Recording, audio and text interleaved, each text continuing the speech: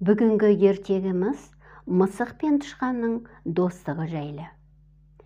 Бір мысық тышқанмен танысып, «Ей, тышқан, мен сені өте жақсы көремін, кел екеуміз бірге тұрайық», депті. Тышқан мысықтың сөзіне сене қоймады. «Жоқ, сенімен бірге тұрғым келмейді», деді. «Олай деме, тышқан, мен сенің қамқоршың боламын. Кел, екеуміз бірге тұрайық», деп тағы қолқалады. Тышқан ақыры көнді, сөйтіп бұлар бірге тұра бастады. Бір күні мысық тышқанға: «Тышқан досым, қылышын сүйретіп қыс келе жатыр, қысқа азық даярлайық. Әйтпесе ашығып қаламыз. Сен үйден ұзап шыға алмайсың, шықсаң тек тәпіге түсесің», деді. Тышқан мұны мақұл көрді. Екеуі бірігіп қысқа азыққа бір құмыра сары май сатып алды. Бірақ оны қайда тығарын білмеді. Екеуі ойлап майды азбарға жасырайық десті. Өйткені оның бір бұрышында шұңқыр бар еді. Майды соған апарып көмді. Арада біраз уақыт өткен соң мысық сары майдың дәмін татқысы келді. Бір айла ойлап тышқанға: «Тышқан, бүгін немере апам түстікке шақырды. Келіні мысықтапты. Соған азан шақырып ат қойып келейін. Сен үйде қалып шаруаны айналдыр», деді. «Жарайды, шақырса бара ғой. Өзім де барып дәмдісінен соғар едім, бірақ үйде біреуміз қалуымыз керек», деді тышқан. Мысық үйден шыға сала азбарға тартты. Ондағы құмыраны қазып алып, майдың үстіндегі барлық үймесін тойғанын шажеді. Содан соң үйлердің шатырына шығып күнге жылынды. Құмырадағы май есіне түскенде бұрылдап жалана берді. Кеш болғанда үйіне қайтты. «Ей, келдің бе? Қалай қарсы алды?» деп сұрады тышқан. «Жаман емес», деді мысық. «Бөбектің атын кім деп қойдың?» «Төбелше». «Төбелше дейсің бе? Сондай да ат бар ма?» деп сұрады тышқан. Бар, солай атаған соң бар болғаны да», деді мысық жақтырмай. Арада біраз уақыт өтті. Мысық сары майдың дәмін тағы татқысы келді. Бір қулық ойлап тышқанға: «Досым, мені тағы қонаққа шақырды. Мысықбай деген ағам қызды болыпты. Азан шақырып ат қойып келейін, сен үйде қал», деді. «Жарайды, бара ғой», деді тышқан. Мысық үйден шыға сала азбарға жетті. Шұңқырдан құмыраны қазып алды да майды орталап жеп әбден тойды.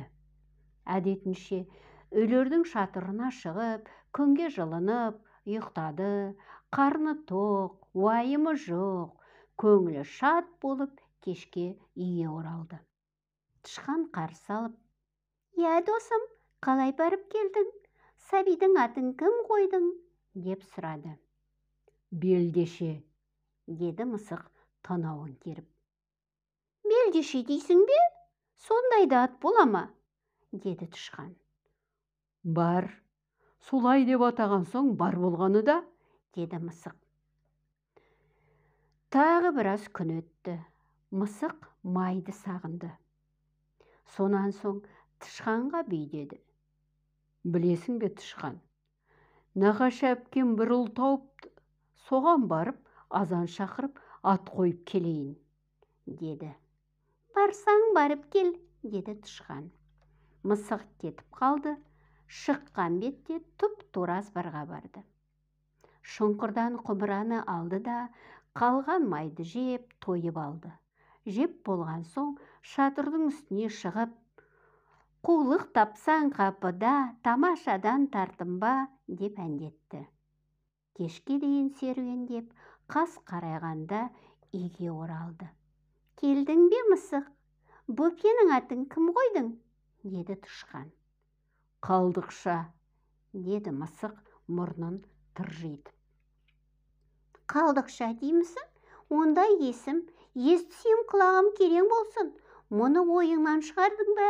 Әйтпесе дүниеде ондай ат жоқ, деді тышқан. Неге болмасын? Солай деп атаған соң бар болғаны да, деді мысық. Тышқан басын шайқады да ойланып қалды. Көп ұзамай қыс келді. Тышқанның есіне май салған құмыра түсіп, мысыққа: «Жүр, азбарға барайық, май жейік», деді. Мысық білдірмей ізіне ілесе берді. Олар шұңқырдан құмыраны қазып алып қарап еді, іші бос екен. Тым болмаса, майдың жұғыны да қалмапты.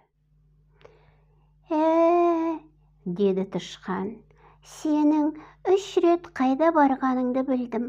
Бәсе, бөпелерге неге мұндай ат таңдады деп ойлап едім. Мәнісін енді білдім. Бірінші ретте сен майдың төбесін жедің, сосын төбелше деп атадың. Екіншіде ортасына дейін жегенсің, сосын белдемше деп атадың. Үшіншіде қалдығын жеп, қалдықша деп ат қойдың. Қысқарт тіліңді, майды мен жеген жоқпын, деді мысық ақталып. Бірақ досының көзіне тіке қарай алмады.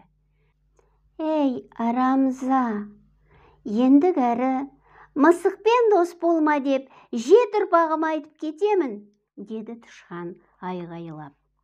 Бұл сөз мысыққа жақпады. Сояудай тырнағымен тышқанға тап берді. Тышқан жалт беріп теске кіріп кетті. Осылайша мысық пен тышқанның достығы бір қысқа да жетпепті. Осыдан бастап тышқандар жаңа туған баласына бабасының осы өсиетін бұлжытпай жеткізеді екен.